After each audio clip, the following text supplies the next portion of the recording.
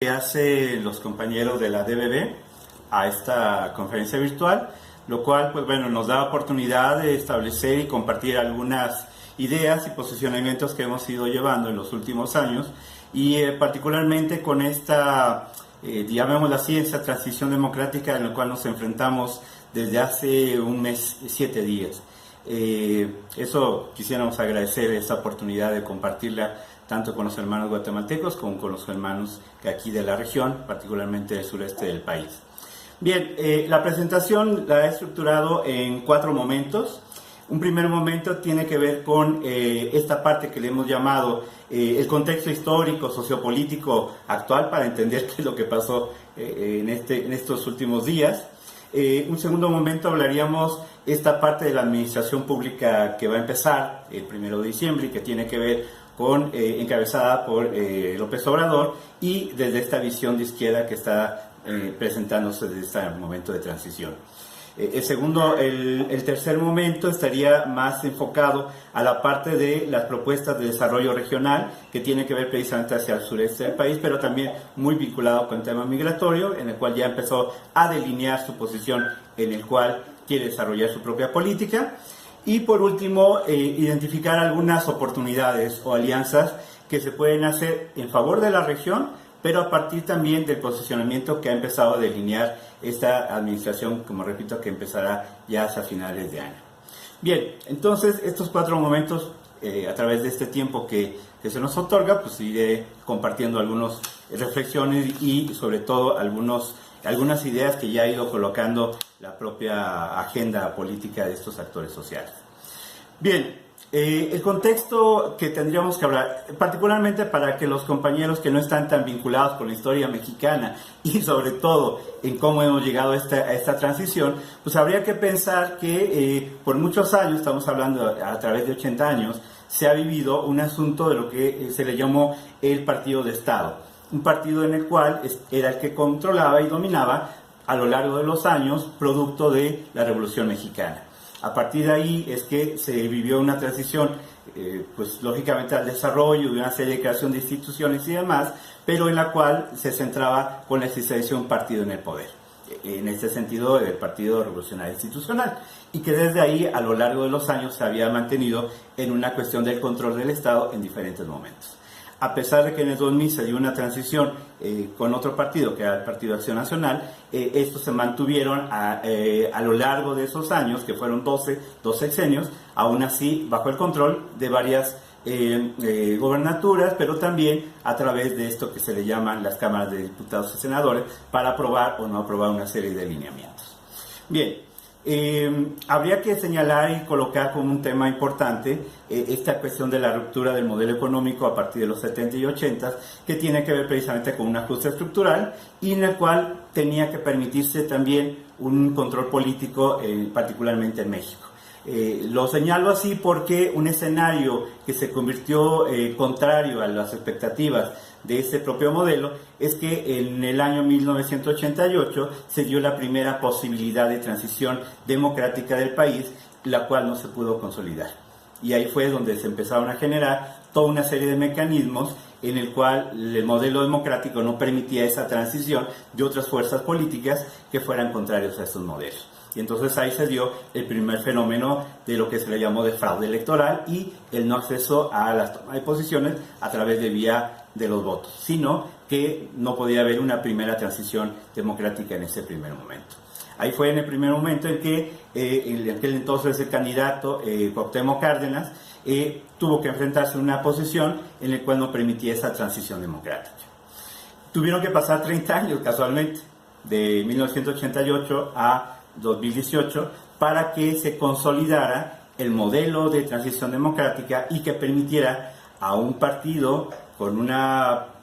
imagen, una tendencia de izquierda y que pudiese llegar al acceso al poder a nivel nacional. En este caso, lo que se vivió a partir del 1 de julio de este año fue precisamente esa primera oportunidad, fuera de quitar ese fantasma de 30 años de fraude electoral, y lo que se le ha llamado el tsunami de Morena o de López Obrador, llegar por primera ocasión en esa transición democrática.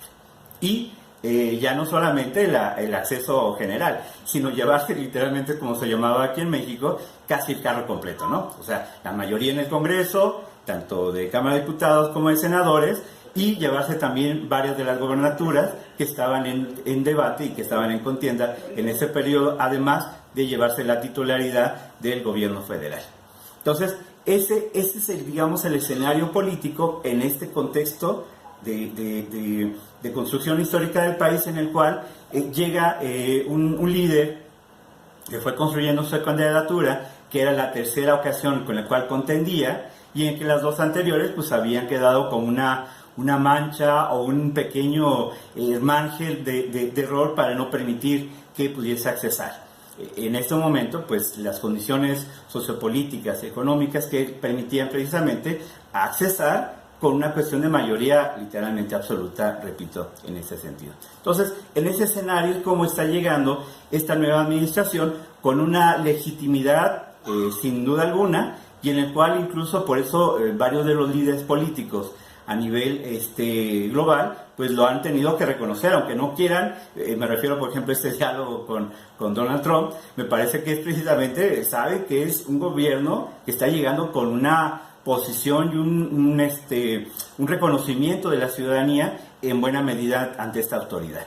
Y que esa oposición también no tiene que ver con un reconocimiento pleno al sujeto o la propuesta que pueda traer el partido, sino que en realidad es producto también de un hartazgo social en el cual,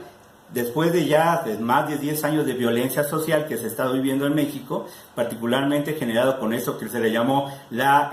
guerra contra el narcotráfico y contra la delincuencia, y que ha generado miles de muertos, miles de desaparecidos, y que desde ahí ya la sociedad ha visto que pues no, el modelo y el sistema no le han permitido precisamente generar las mejores condiciones para el desarrollo, para la seguridad y para una construcción de paz. Entonces, el producto de ese voto masivo a favor de una alternativa totalmente diferente tiene que ver precisamente con ese descontento social, más allá de las propuestas que pudiese haber estado colocando en la mesa, en los debates, en las diferentes estrategias de campaña, pues tiene que ver como una respuesta, es decir, México necesitaba una transición y una transición democrática al modelo que ya había estado generándose en diferentes tiempos. Bien, ese digamos es el escenario y el cómo estamos llegando allá a esto que estamos llamando la transición democrática de lo que le están llamando la Cuarta República o la cuarta escenario de cambio social. Bien, ¿cuáles son estas ideas que también nos lleva ya a este segundo punto en torno qué es lo que propone López Obrador desde esta postura de izquierda? O sea, ahí es donde entramos un poco en debate, porque decir, ¿es de izquierda morenista o la izquierda López Obradorista? Pues ese es el debate que estamos entrando muchos miembros de la sociedad civil para decir, a ver, ¿qué tipo de izquierda es la que está planteando López Obrador? ¿Y cuáles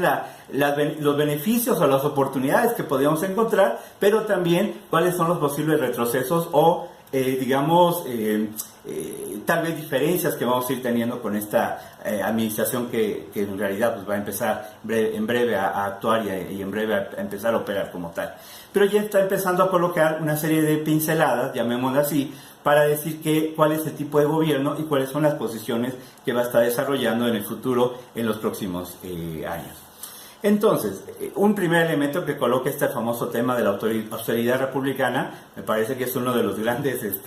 no hallazgos, sino uno de las grandes oportunidades que se tiene para pensar a lo que ahora se le llama la creación de un nuevo estilo o modelo de gobierno. Esto ya lo implementó cuando le tocó ser jefe de gobierno en la Ciudad de México, oportunidad en la cual tuve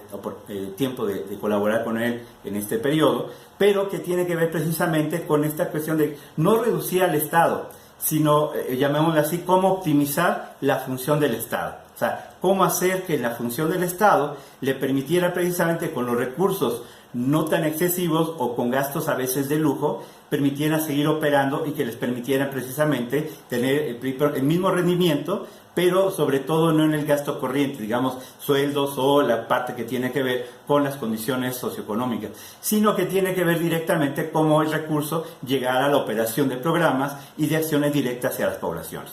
En ese sentido y en esta lógica de lo que plantea López Obrador, sí se vuelve sumamente atractivo esa primera condición. La segunda condición que es oportuna para el país, que tiene que ver con el asunto de la corrupción, el hecho de que México esté centrado entre los primeros 30 países con más alto grado de corrupción, y en el cual va variando, que de repente está en el lugar 15 y después en el lugar 10, según los índices de diferentes medidores, Transparencia Mexicana y otros, pues lo han ido monitoreando y han ubicado a nivel internacional nuestra posición de corrupción, y es una posición grave.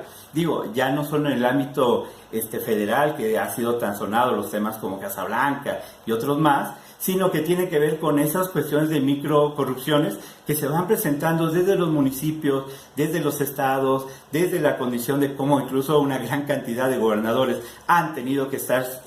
siendo fiscalizados y perseguidos porque hay una cuestión de indicación de desvíos de recursos y demás. Y entonces ese gran tema, es decir, cómo el combate a la corrupción se convierte como un eje fundamental al modificar las formas y los medios para precisamente la implementación de gobierno. Y eso me parece que es una de las cruzadas fundamentales que también tiene este gobierno que va a entrar próximamente, ¿no? El otro elemento también tiene que ver con toda la parte de seguridad. Esto que les mencionaba hace un momento, ya llevamos más de 10 años de violencia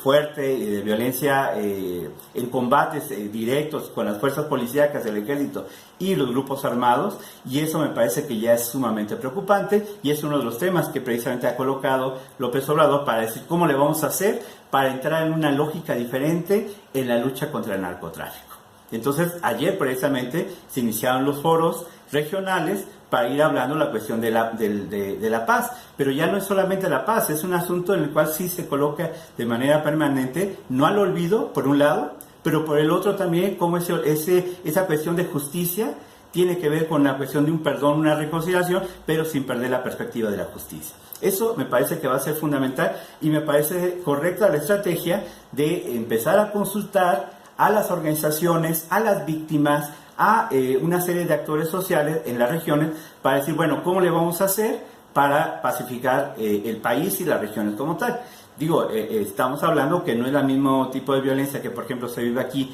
en la Ciudad de México, como la que se vivió, por ejemplo, el fin de semana en Ciudad Juárez, o la que se vive cotidianamente en Guerrero, en la zona de Acapulco y demás, y que desde ahí son violencias totalmente diferenciadas. Y desde ahí me parece que es algo que en las dos pasadas administraciones pues no hicieron mucho, o todo el ejercicio que hicieron era precisamente abrir un combate frontal a esa condición.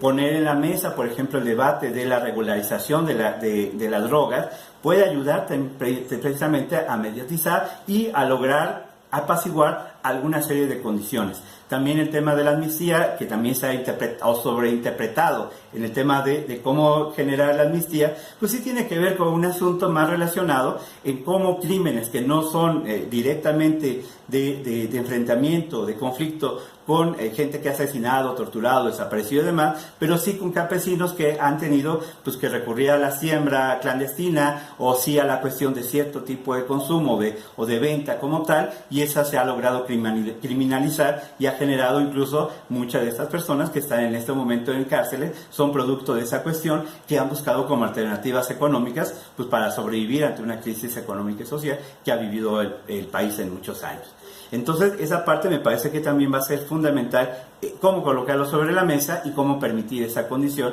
de modificar los patrones económicos y sociales del país.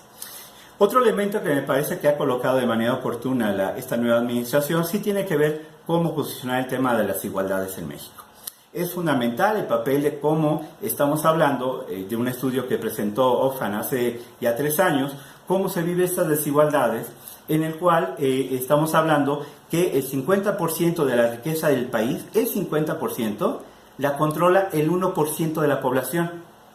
Entonces, esto implica que el otro 50% de la riqueza del país la sustenta el 99% del resto de la población. A ese grado está polarizado